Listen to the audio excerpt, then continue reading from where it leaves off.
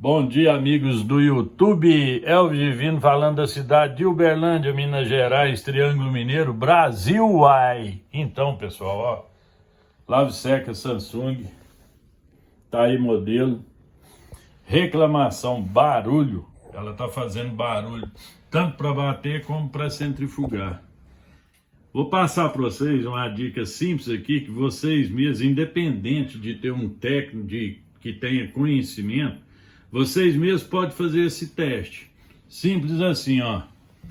Abriu aqui. Vem aqui, ó. Ó. Viu que o cesto está deslocado, ó? Olha aí para vocês verem, ó. Tá vendo? Então, esse teste mesmo pode fazer. No caso aqui, o que aconteceu? Quebrou o eixo tripé. Eixo tripé fica ali, ó, interno. Então, o que tem que fazer aqui? Desmontar ela todinha e trocar o eixo tripé. Se inscreva no canal, deixa seu like, que o Senhor nos abençoe hoje para todos sempre, que assim seja. Amém.